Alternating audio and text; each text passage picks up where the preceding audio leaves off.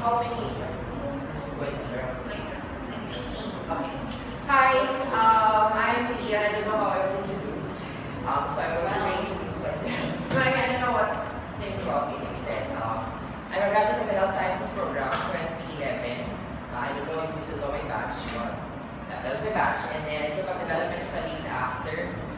So I graduated 2012, and then I did government school. So I think that's, yeah. Anyway, okay, so I invited to talk about communicating public health. Before I start with this, I just want to let everyone know that, parang disclaimer lang, I also have my limitation in terms of my experience. I've only been working for around 2.5 years. I think I've had a very fortunate roster of work experience because I got to work with a lot of people in the health sector, a lot of departments, a lot of units. So I think it's a plus. But at the same time, I do acknowledge that I also have limitations with my experience. So I don't know, in the future, if you get a chance to talk to these people also, my experience might be an isolated case of, I don't know, you'll just see. Okay, but I'll try to share whatever experience I had and hope it helps me. And if you have any questions, just feel free to raise your hand and ask me anything. Okay? Okay lang mo kayo. Okay, wait, what else? Nothing. One of the things I found useful getting into public health work, especially since when I was still in my health sciences undergraduate, things were not as refined as how they are now for you guys. You have a lot more experience going out into the communities. I think your subjects also are a little more refined. For us, we used to change our curriculum every semester. So parang hindi namin alam what to expect the next semester na pala yung subjects namin. Next year, we have to go to the community pala for 1 year. So it was very different. You're always on our toes. So we didn't really have any expectations. Getting into public health work after I graduated with my development studies degree, I used to just go and talk to people without forming any background of who they are, how they think of things, how they see things, which is actually the most important thing that I've come to realize when it comes to communicating public health. Okay, so these are just some questions that I've learned to ask before I face anybody in the health sector, maybe in a formal setting or a casual setting. First, I ask, what's my take on the issue? Okay. When I talk to someone, may it be someone from a technical staff or a vice president or somebody from the private sector, from the government sector, I know that I always bring in what I believe is right. Okay, so that's always the lens na unang-una kong dadalhin when I talk to someone. It's always about what's my take on the issue. And even if I try to not say it, for example, I'm representing an organization with a different view of things, sometimes you can't help but express it some other way. Maybe not in words, but sometimes in your action. So it pays to also know what's your take on the issue. What's the take of the org that you are representing? When you are with a government agency, more often than not, your take is more aggregate. It's more for everybody. It's not in isolated cases. It's not for a specific community. When you're representing the private sector, most probably it's for profit. That's not necessarily a bad thing, but most of the time it's for profit. When you're with a civil society organization or non-government organization, most likely you're representing a smaller body of people. So your organization that you're representing has a take on the issue also, and you have to be aware of that. What's your role? Are you a data collector? Are you an interviewer? Are you the person to pitch a new policy, a new program? Are you soliciting feedback? That's a role. Okay, so you bring that in also because it influences how you say things. What's your org's role? Is your organization, the organization that you're representing, is it the proponent of the project? Are you a support in terms of technical assistance? Are you a consultant? That's a role also for the organization you're representing. Later, things are going to get clearer when I start talking about my experience. So what's the context of your audience? What are the things that they are considering? What do you think are the things that they should be considering? You anticipate also what they are going to feel about things. It's harder when you haven't had any experience. Like for me, the first time I talked to DOH people, I mean, they were my audience, I didn't know that ganun pala sila mag-frame ng things, na ganun pala sila mag-isip ng mga bagay-bagay. Very different, especially with Ateneo. I mean, trust me, Ateneo is a problem. It really is. I mean, the things that you find difficult here when you talk to OSA or OAS, it's very different from when you go outside. So it pays also to try to look into what the context of your audience is before talking to them. What's the desired output or outcome? Okay, that's the main thing. That's the main thing that will coordinate everybody in that effort. Because regardless of whether you're the proponent, you're a data collector, or you're the presenter of the policy, your outcome is the same. It's the same thing. You just have different perspectives to look into it. And as you look into how you usually communicate. So as early as now, listen to yourselves when you talk during, I don't know, you have interviews in organizations, when you have presentations in class, when you have your oral exams, listen to how you talk. For me, I think I've come to realize that I'm kind of diplomatic. I don't like parang confronting people so much. So when things aren't going so well, I may not necessarily be the best person to put in front. But when people are fighting, I think I can manage it. But at the start of a conflict, I'm not the best person to put in front because I cave. But it's the thing with me. Okay? So it pays to have an understanding of also how you communicate. Okay? So the most important lesson I learned so far is to anticipate biases. Your own biases and the biases of the people that you're going to talk. Okay? It's something that will never, ever go away. You as a health sciences graduate, you have your own bias. Diba? The whole triangle, yun pa rin pa mantra niyo. The triangle and the whole man and woman for others, coming from Ateneo, Jesuit education. When you go to like PhilHealth, most probably, lima lang kayong Ateneo graduate ko. Yung iba doon, baka matanda na. So, a very different mantra of how the school was before. So, people come from different places, they come from different backgrounds, different experiences, so their biases are different also. And when you come into an issue, when you start talking about something, especially if you don't know what the topic is yet, your first ammunition is, what is your bias? When you start talking about a new benefit package for PhilHealth, if your bias is everybody should be covered, if I start saying that this package is only for the poor, off ka. If sasabihin ko na, in order for this package to be implemented, kailangan mag-increase ka ng payment by 300%. Kung ikaw yung nagbabayad ng premium, no, di ba? At the start, yun yung bias mo, di ba? Even without hearing what the package is yet, meron ka ng ganong assumption, meron kang ganong bias na thing. So, it's important to anticipate biases of people because it's how you can manage the conversation. And that's how you can better package also your pitch or whatever.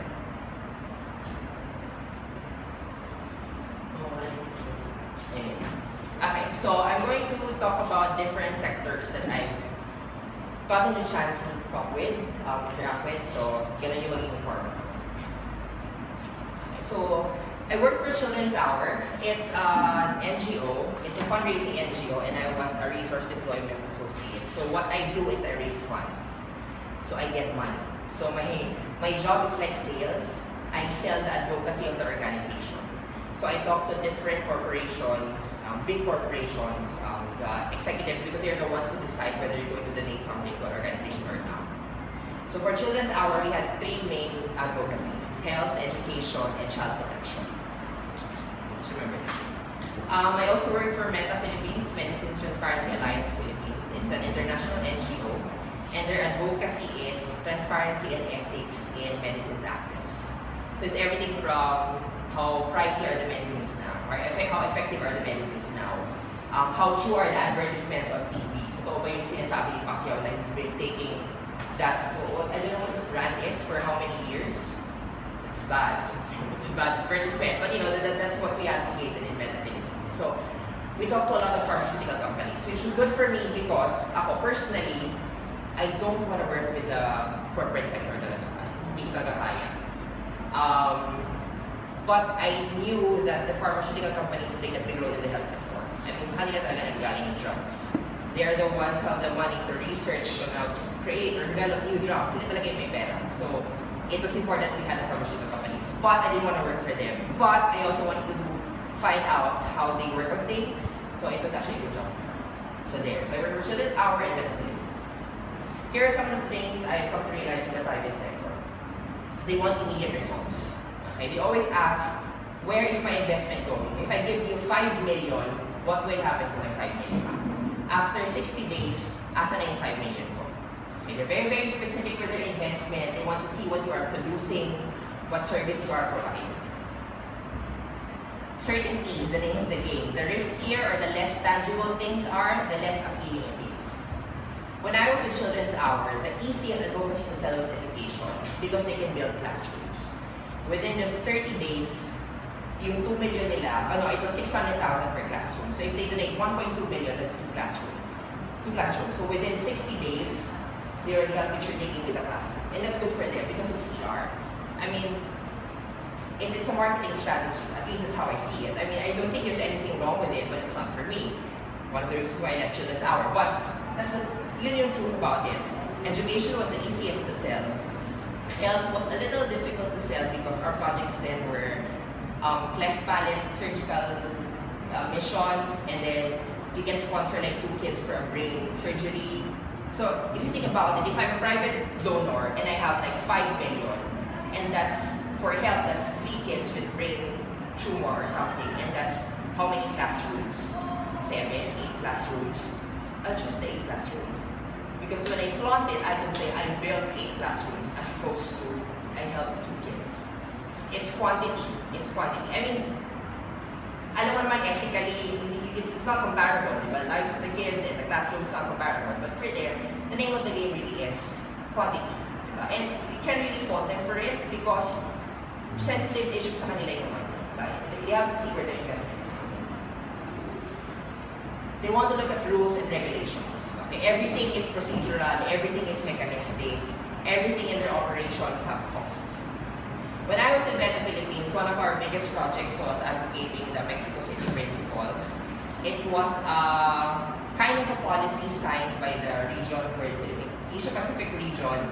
The agreement is there is going to be some sort of regulation for the kind of advertisements that are released. Same way like how cigarettes were regulated, wala na silang TV ads ngayon. So merong certain regulation for medicines. So we had a forum, we had a discussion. Of course, we consulted with pharmaceutical companies because they're the main ones who will be affected. Talk to them about it. They ask for very, very specific things. So if I say this, is this okay? If I make it like this, is it okay? If I release it 60 days before I release my product in the market, is that okay? Very, very mechanistic, very, very procedural. So if your policy is very loose and you don't have mechanisms to implement it, it's not appealing to them. To them, it's very threatening because they want things very, very clear, very, very specific. So I think that's really the name of the game for the private sector. Things have to be very well quantitatively. Parang ganun yung name of the game nila. So when you start talking to them, usually numbers help. Diba? Parang for example, if you're going to donate to this, or if you're going to be the sponsor to our medical mission, you can serve 3,000 people. So it's the same when you market something, diba? Volume ang kalaban. So quantity is the name of the game. And things have to be very, very clear to them in terms of how it's going to be implemented. Civil society. Okay, so maraming types of civil society. There are non-government organizations, there are advocacy groups, there are groups that represent specific people, specific areas of people, very, very specific. So the civil society. When I was again with Meta Philippines, since we are a coordinating body, aside from talking to pharmaceutical companies, we also talk to a lot of civil society organizations. Actually, Meta is really inclined to supporting civil society organizations. Parang kami yung, you know how a civil society can only capture so much in terms of area. Like for example, when you have a civil society in Mindanao, or an NGO in Mindanao, can you really directly influence people in Luzon, in Manila? It's going to be very difficult because usually NGOs don't have money. I work for an NGO now. We don't have money. So it's difficult. It's difficult to mobilize things you don't have the funds.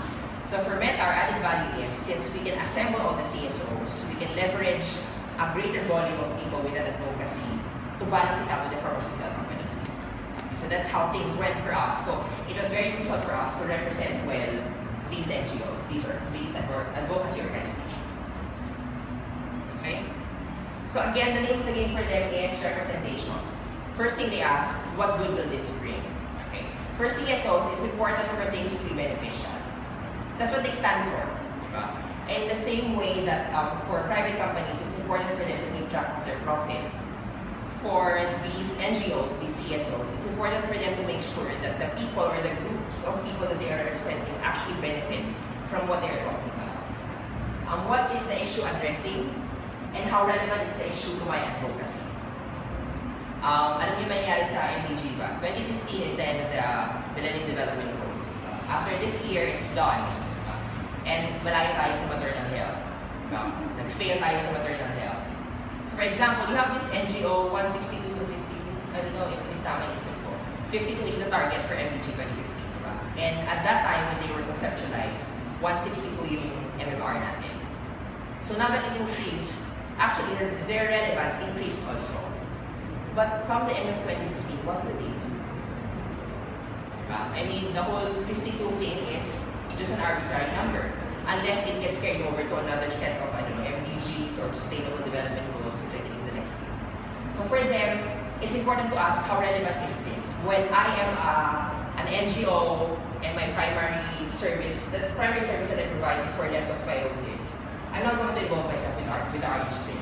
Because I mean, if you invite me to an RH bill forum, I will not say anything. So it's important for them to feel how is my advocacy represented in what we are talking about. NGOs and CSOs are not always technically proficient. So when you start talking about, for example, you conducted a research to prove that your project is feasible or that you are going to impact this amount of people, if you start modeling your EPI or a case control study to show that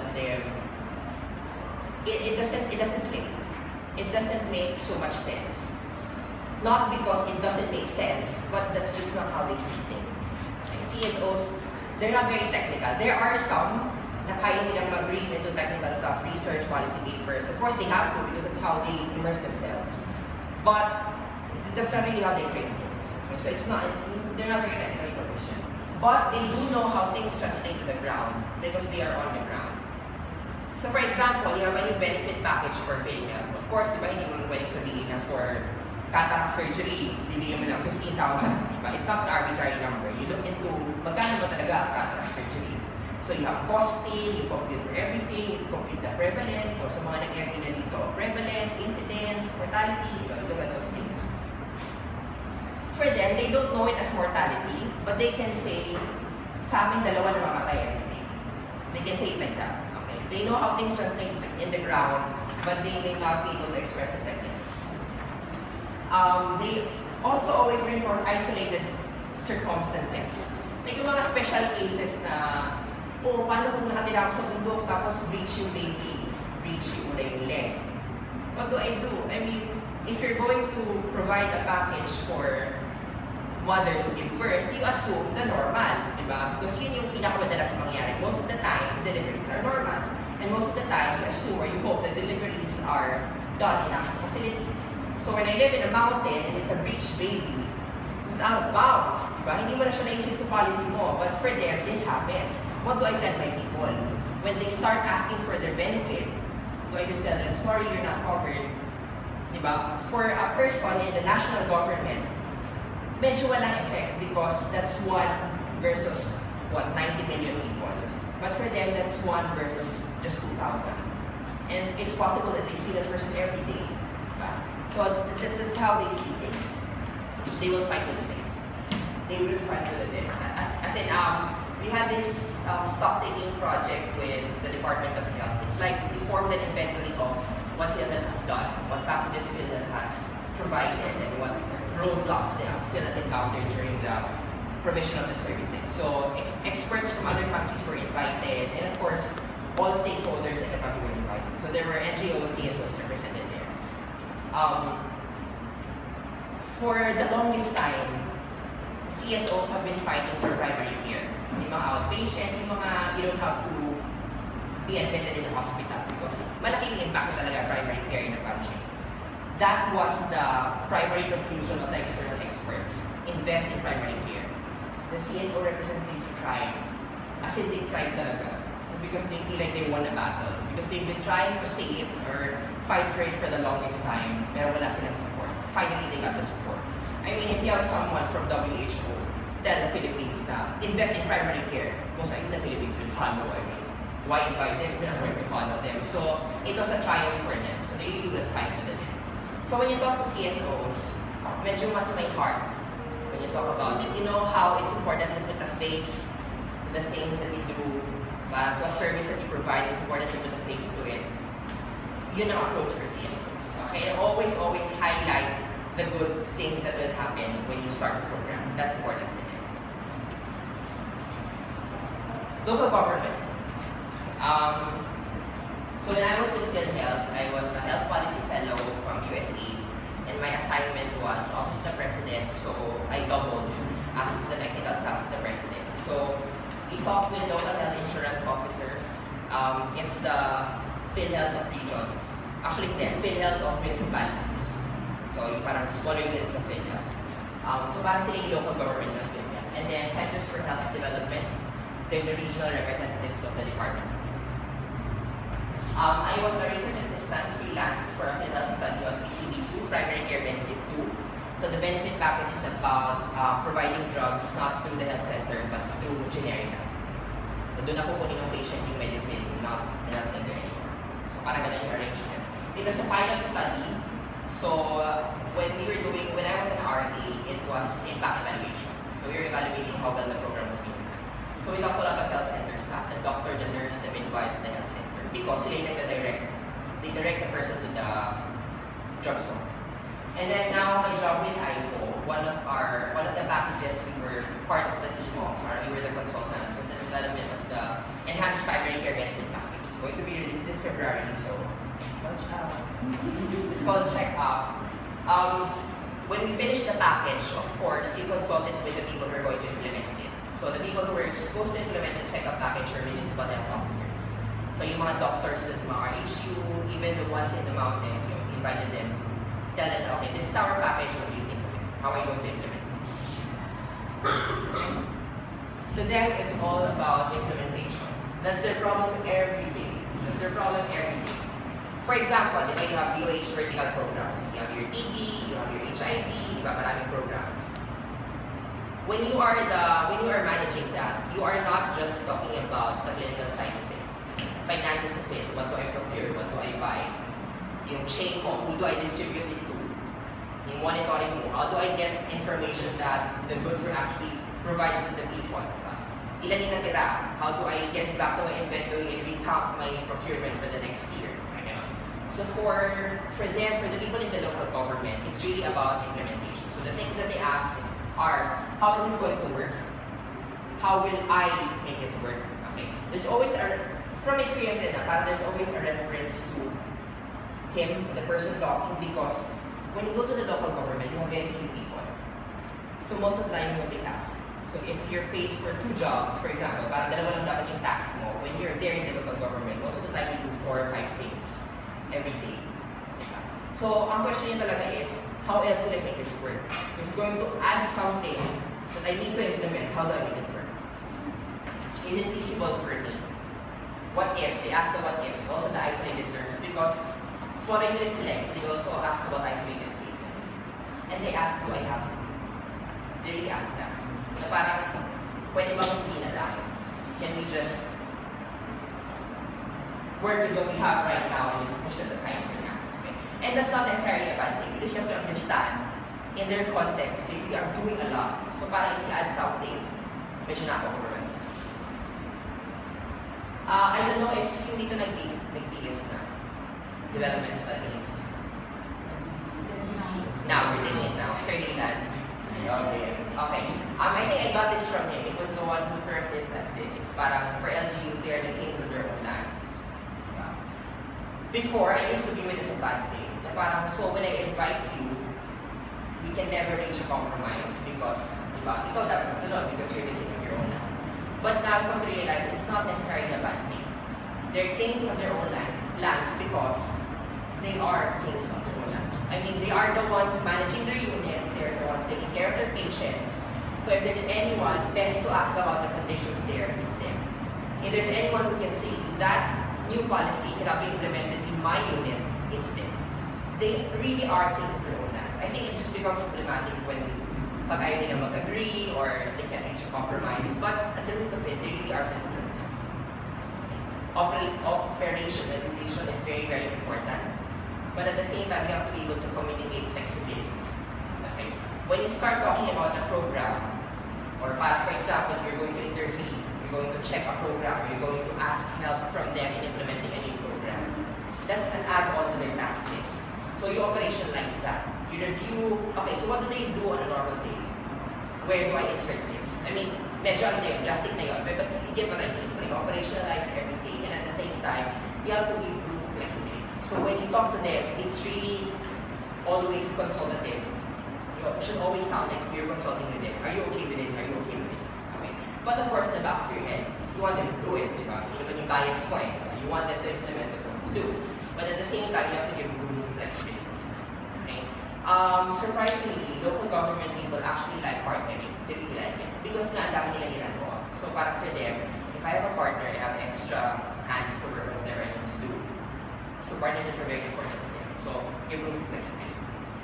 And I think right now, I know your practical is with more local government units. Do you still go to mga third year, fourth year dito? Did you guys go to health centers? Yeah, they moved from, what's it called? Not an hour north of Marikina. You're in Marikina now. Yeah. Before we were in Caloocan. Yeah. What do you guys do? Because for us, we were the first batch to go to the health centers. We didn't do anything. Yeah. It's such a waste of time.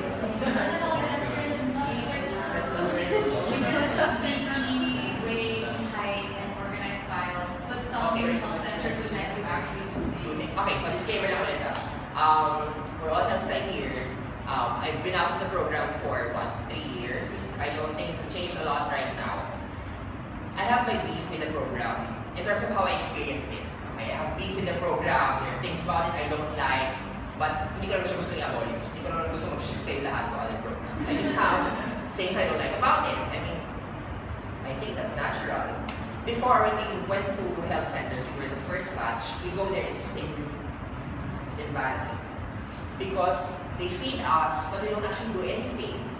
Sometimes we tell them, oh, we can help you with your files, because we've got talagang shelves of papers, and folders. They really need help. But parang, I think that since we were the first batch, their thinking was, these are students of Ateneo, you don't make them work. Because you're Atenean. Parang they're here to observe and smile, parang ganun yung tingin nila sa amin. I had some batchmates who kaya mag-PT. Ako, didn't know shit. Didn't know anything. Okay, didn't know anything about taking the PP, so I was more useless than my other friends. Then, they tell the staff, oh, we can take the PP kasi usually pag may influx of people, di ba? That's the first thing you do, you take the profile, di ba? So PP is part of it. So, if I can do that, we can manage the other stuff. But for them, no. Oh, you eat. You eat ka naman. Lunch, snacks ulit. Because we do. And then we're asked to make a report. So what do I talk about the food I eat? I mean, it's sad. That was how it was for us before. So, anyway, and we did it for a year. Anyway, we had to fix our schedule so that we had 1 day free, because we had to go to the health center to sit. That was, he knows my stuff. Okay, anyway, so that was how it was for us. But I think that's also a point, looking back now, where I realized that flexibility really is important for them. Para like, even at that, they're willing to spare like a few seconds to give me food. I mean, that's still flexibility in their schedule, in their operations. Because they're going to serve the food, they buy it, they think of what to give you, they think of how many you are, they think of what time you come in. Diba? It's a thing in their operation. So flexibility, communicating flexibility helps when you're in the government. National government. Okay, so you have two groups of people in the national government. You have your implementers and you have your policymakers. Okay, so policymakers don't necessarily implement the policies that they make. And implementers don't necessarily make the things that they implement. So medyo may ano doon, may schism ka na doon. Okay. So when I was in PhilHealth, we talked to a lot of senior managers and technical and administrative staff. So technical managers, think of them as your head managers in a corporation. Brand manager, mga ganun. Yun sila, senior managers. So, on some level, they have technical input in the policies that are made, but at the same time, they are the ones implementing the policies. And of course, your technical staff are the ones implementing the policy at the national level. If you're in the national government, your main functions are regulation, monitoring, development of new policies. So you implement it always at a macro scale. I was with at Philippines. This was my I had a research thing with them, research consultant thing with them. This was before I was their employee. The project was mapping medicines entitlement program in the Philippines. So the whole spectrum of vertical programs in UH, we had to map out the supply chain of their medicines. So I talked to a lot of program directors. Side kwento, I was talking to one program director. Nakalimutan ko kung anong program yung hawak niya. So I was asking questions about, oh sir, who is Dr. Last year, doctors. Oh, doc, so this is our study and want to know how you manage your supplies, specifically your medicines. He was talking about how everything is downloaded to the CHD, to the LG, to the RHU, then to the people. So yung pinag-uusapan niya. So he'd throw terms like CHD, RHU, and I think akala niya I was so ignorant of things that he had to stop and ask me. First thing he asked me, are you a doctor? I said no. Sabi niya, what he said. So sabi niya, so alam mo ba kung ano yung CHD? Sabi ko, yes, Doc, Centers for Health Development. Alam mo ba kung ano yung RHU? It was challenging. Alam mo ba kung ano yung RHU? Alam mo ba yung nangyari sa Cheaper Medicines Act? Alam mo ba yung procurement decentralized, devolved ng Philippines? Yes. Because I knew. I mean, you read about it, diba? Even if you're not a doctor, you read about it. It's nothing clinical, you just know about it. And if you're health side, if you're in a health-related course, those things are interesting for you, diba? You pick it up. So, medyo nag-hit din ako sa kanya. Sir, I'm a public health graduate, so I know what you're talking about. So, ayun. Mamaya, sabihin ko sa inyo kung bakit siya relevant, but anyway, hated that talk. Anyway, so for them, it's really the pains in the in-between. What's this for? They have to be able to anchor everything to a very specific objective. Because when they're asked, bakit ganyan, they have to have an answer. That's the best answer they can give. Knowing the objectives of the study. What do they want? So dalawa yung they nila. The people on top, people below. If you're a mid-manager, you have to appease your boss, you have to make sure that your staff will hate you.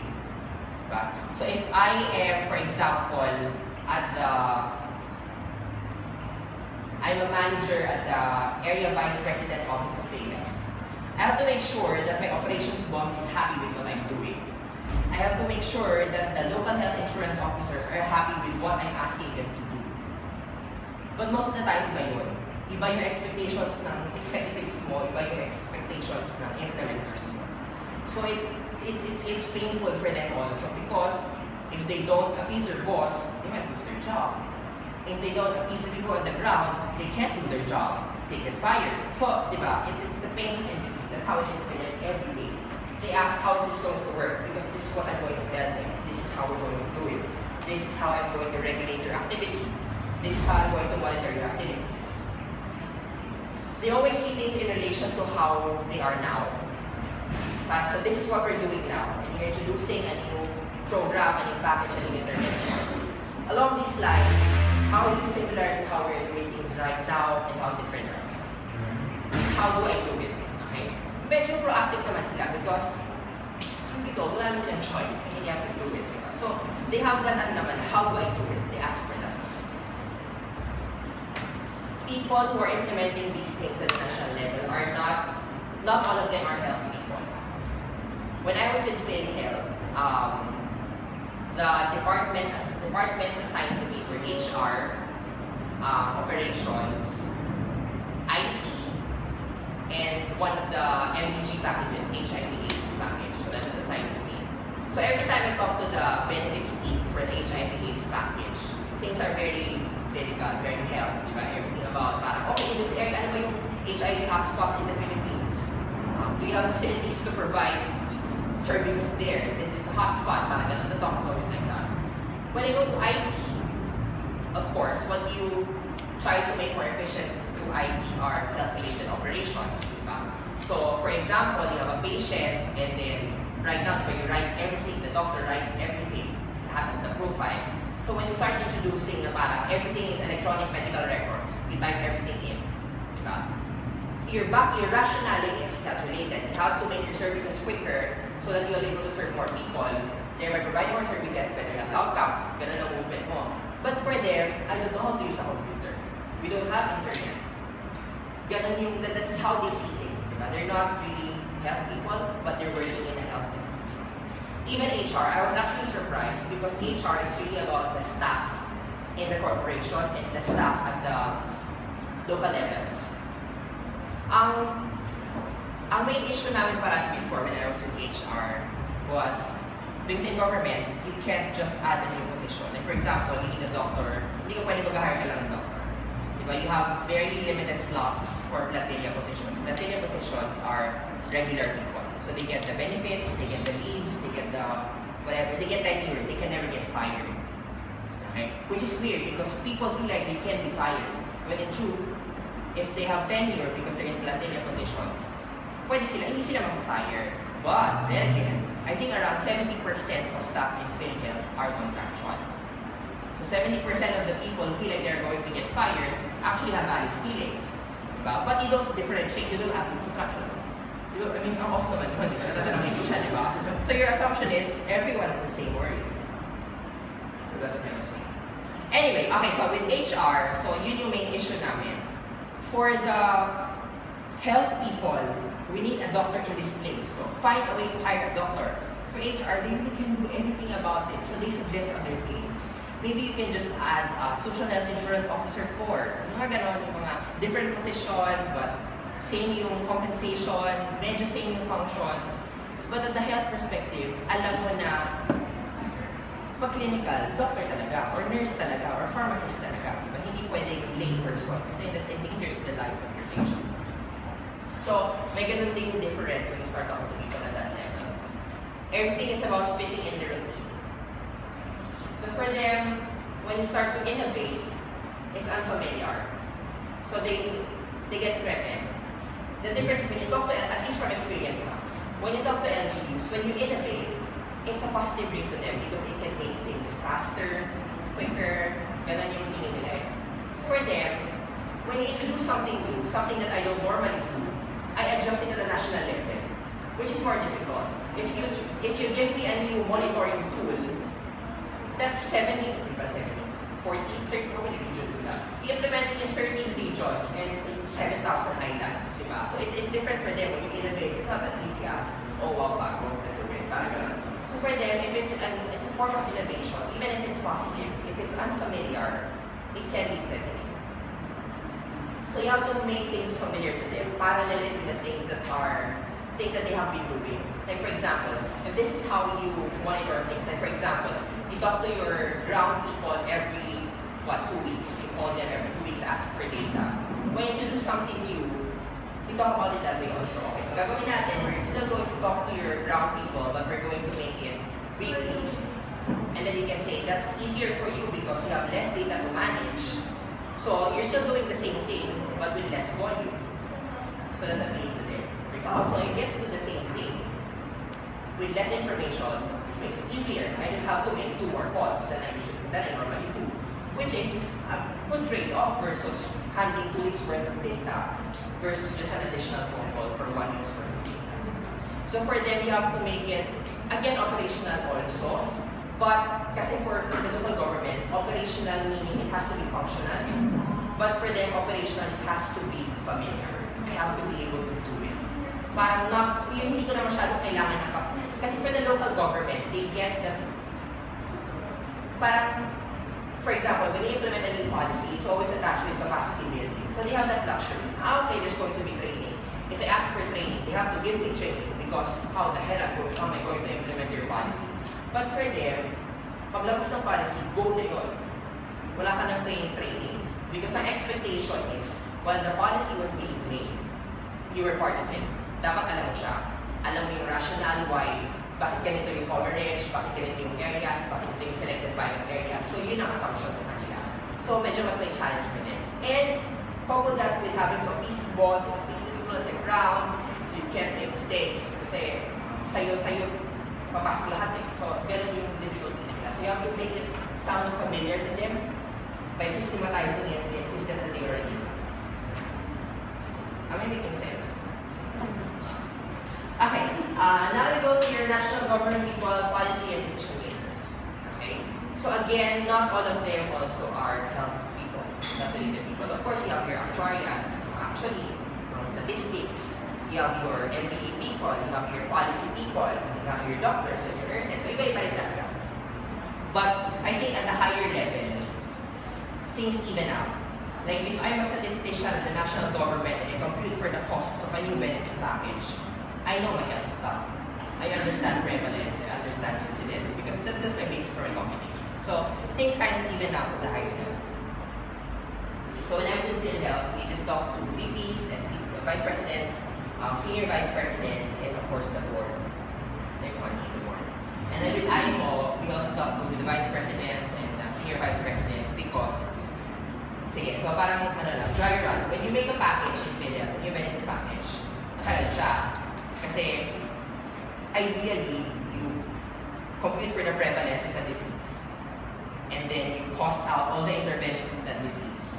You look into which ones are best to provide in terms of effectivity and in terms of cost efficiency. And then you compute. And then may markup ka pa because when you engage providers or hospitals to implement the package, they have to have some gains, di ba? Dapat may profit sila because yun yung hope mo eh. So may markup kasi you compute it. So once you computed it, ilalabas mo siya na, okay, so if our premium is 2,400 every year, this is our money. If I implement this package and 30 million people utilize it, that's minus, kunyari, 10 billion a year. So that's minus 10 billion to my premium. So yung statistician mo will crush numbers again, parang gano'n. So it's very difficult. After all of that, present it to the board. Minsan the board, yung ang nag-facilitate on our VPs and SVPs, present it to the board. When you present it to the board, usually they say no. Or sometimes they say no just because of one thing. Like minsan, just one intervention in the package they don't think should be included even if you have evidence, ayaw nila, they won't approve it. So if you don't get approval, you don't get a signature. If you don't get a signature, you can implement. So you redo things. You recompute, you read whatever, ganun yung nangyari. So, ganun ang stakes sa taas. So, ang burden nun for you, if you are at that level is, at some level, since you've consulted with the people at the ground, they have an expectation. Parang, oh, there might be a new package coming out because I was asked about how many patients do I admit na premature ang newborn. You give that information because you're going to crunch the numbers and then 6 months from now, there's a new package. And if the board says no, you tell them na, no package. So that's the difficulty of it also. Your board or your VPs and SVPs are like your thesis panel. So for those that have thesis defense na, it's how it feels. But with bigger weight. But, I mean, of course, diba, it's the nation at stake. So, but it's like your thesis panel. They ask you about what are the objectives of your program?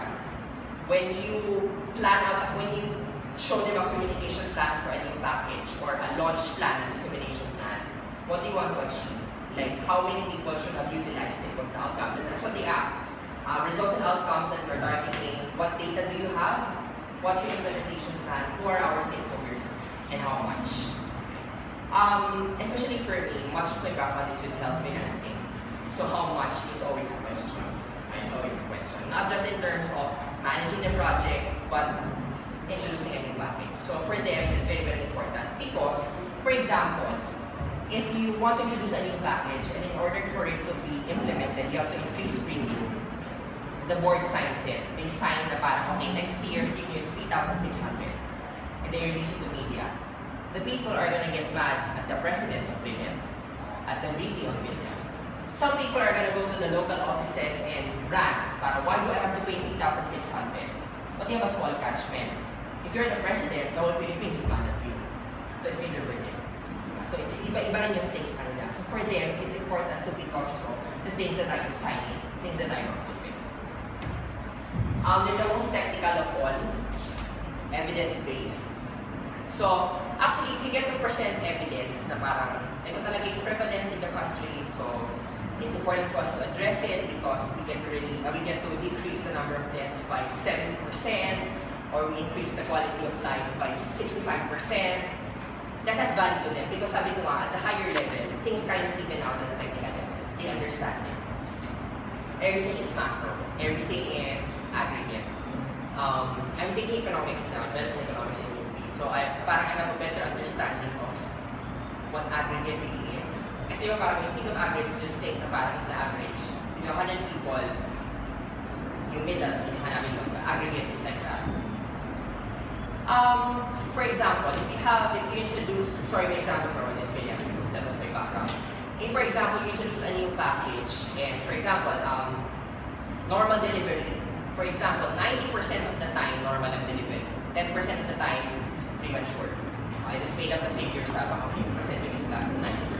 Ito figures ko. For example, gano'n. So naturally, your aggregate is your normal delivery.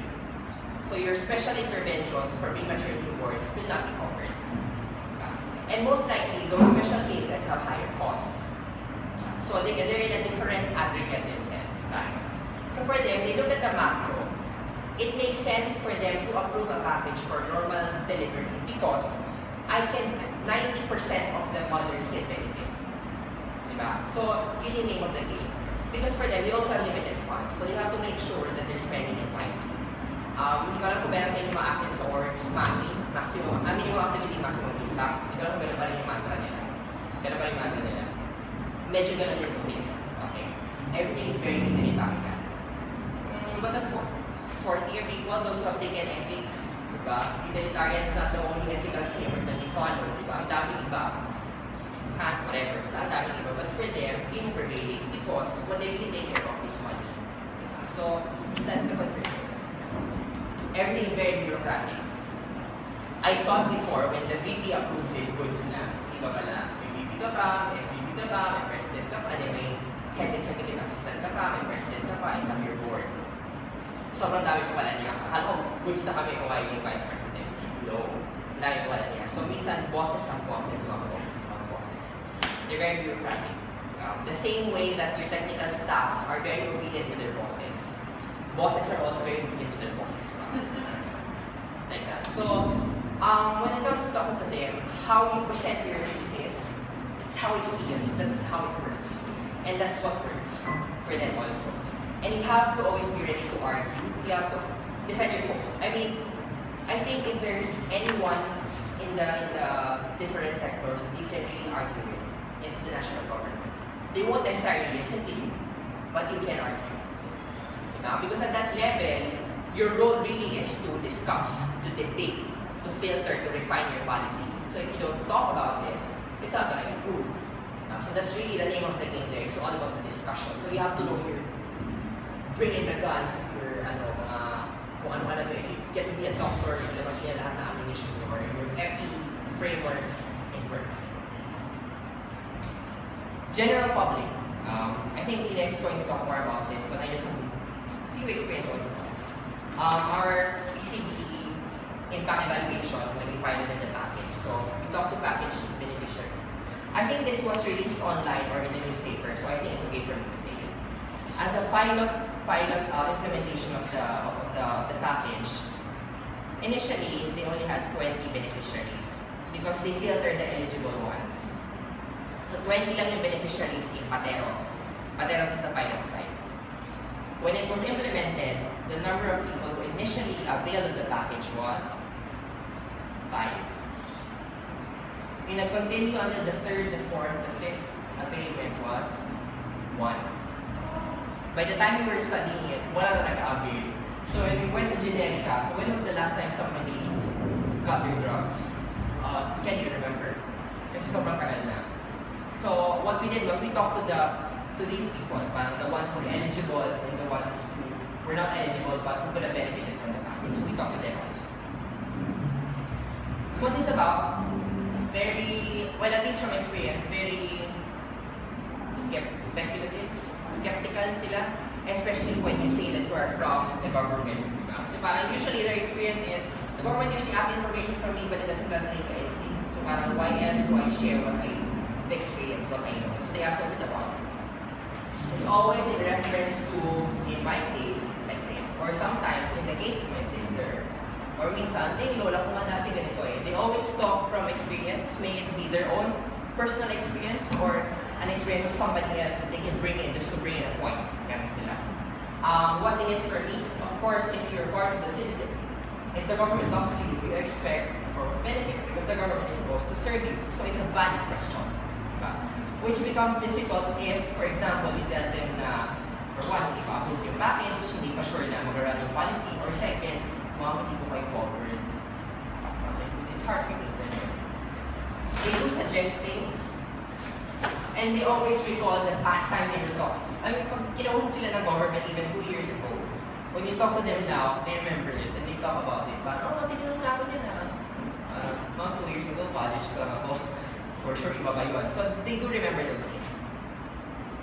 So, everything is coming from experience. More often than not, they are expectant.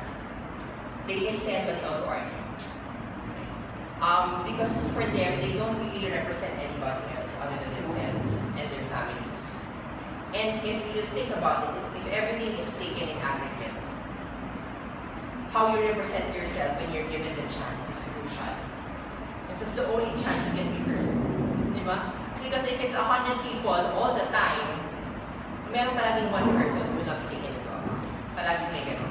There's always going to be one experience that's not going to be taken into account. So for them, every chance I get to talk about my experience, my own needs, and my demands, I will talk about it. So, you know their frustration when for the nth time I'm being interviewed again for failure. Every time they talk to me before, I said my piece. I said my difficulties, my problems. Nothing happened because everything is aggregate. But for them, it gets tiring, it gets frustrating. So, can't blame the German government. Can't blame you. Right? Kami nga, hindi talaga kami government. We just represent because we're the technical consultants. They're mad at us thinking we're the government. But can't really exactly wash your hands in front of the audience, diba? So, that's how it goes. They listen and they argue. There are some naman na when you talk about how things were developed elsewhere, if you talk about internationally, they listen. But at the same time, when they don't listen, that's fine. But you can't always and you shouldn't always expect them to listen. Because, diba, parang, especially for the older ones, sobrang dami nilang concessions to the government that they've gone through. You get very jaded ones. They're actually more realistic than perceived. Before, when I was still in college, I used to think na lahat ng demands ng public or ng masses are not realistic. When they ask for this, iisipin mo siya at a theoretical level. Kaya mo siyang pondohan ng government. Do we actually have facilities that can provide those services? Do we have people who have the technical capacity to provide those services? That's what we think of. But for them, I don't care. I am a citizen of this country. You are the government. I have the right to demand for services. And that's valid. Most of the time, we perceive their demands as unrealistic also because of our biases, at least from experience. That's one thing that I'm bringing us out. They're actually pretty realistic. They know their place the same way that a municipal health officer knows the area. A patient also knows the area. Alam ko na may x-rays sa facility. Alam ko na may give me an intervention. May urinalysis in our health center, but why is it not covered in any of the faculties of it is? But for example, parang ganun. So they ask questions like that. They know their place. They know their rights, even if they don't know that they're fit members. Sometimes they don't. But they know things that people on top of you know. So listen to them also. When you talk to them, I think the most crucial thing is don't make promises. Yun lang naman yun. Talk to them about what you want to achieve. Share it with them. Make them feel that they're part of it. Of course, you're not going to implement something in a group of people that are not going to be part of the program. So, diba? Don't promise anything, but at the same time, give them also at least something to look forward to. It's difficult na parang you don't make too much, parang too big promises, too big of a promise to them, but at the same time, give them hope din. Parang ganun. So, it's difficult. It depends on how the person is. If the person argues a lot, when it comes to detail, the person is like, wala lang akong pag-asa. Siyempre, di ba mas heart yung ano mo than intellect, di ba? Mas ganun yung approach mo. So these are the things that I've learned in my 2.5 years of work. Anticipate and situate. Anticipate always what are the background of the people that you're going to talk to, what are their biases, what are their considerations. Anticipate also when you get into a conversation, what biases are you bringing in? If, for example, you've been working on a package for 3 months, and then you talk to someone who's going to implement it and tell you na, no, hindi namin yung kaya gawin. All your blood and sweat for 3 months, sasabihin sa'yo, scrap mo. But for you, if you fight mo naman, ilalaban mo naman siya because you just come up with it. You did not just come up with it overnight, diba? There was a process, there was a method, so you fight for it also. But you have to be careful of that also. But you have to anticipate what bias are you bringing in and what bias are you talking, diba? And then situate yourself in that situation. Situate yourself in the conversation. If you are the proponent, if you are representing the person who's going to fund it, for example, syempre, ang perspective mo is one of costs. If you're representing the people who are going to implement it, your perspective is a little more operations. That's how you situate the conversation. Mind map.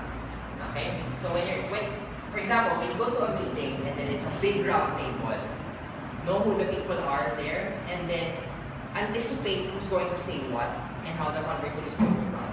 Mind map the biases of the people in the room and the possible trajectory of the conversation given the biases of the people in the room.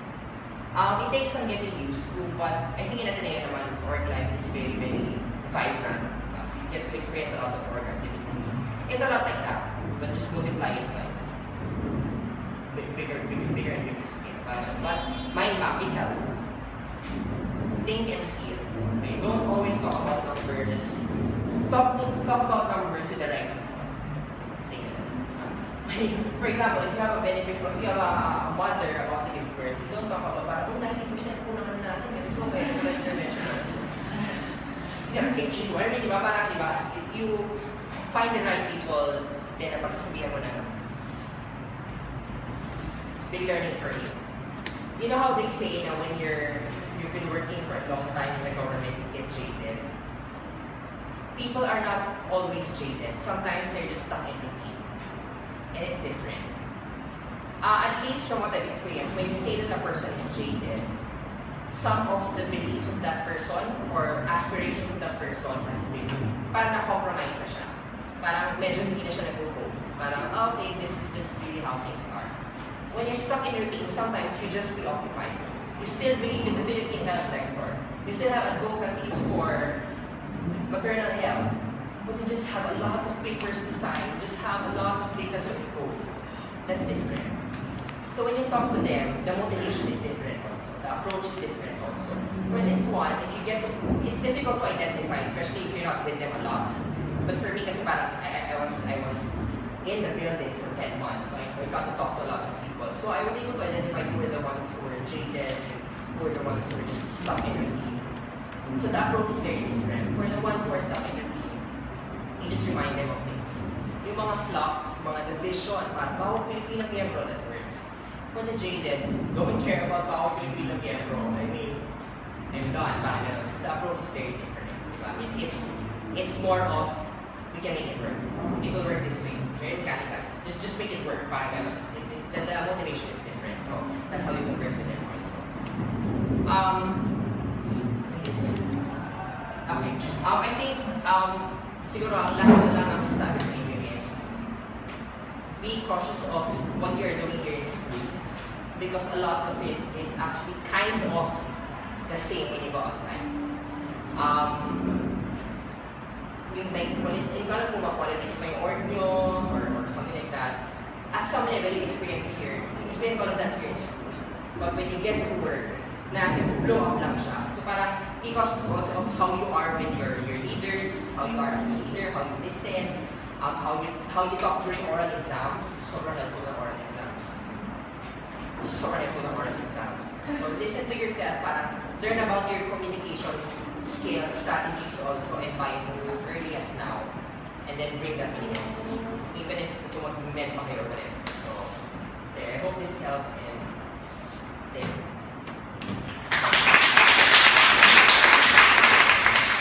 Thank you, Sir Ian. Sir Ian, here's something for you for Orange Trouble. All Orange Trouble. So thank you. Yeah, so you want a picture? You want a picture ba? Sarap? Ayaw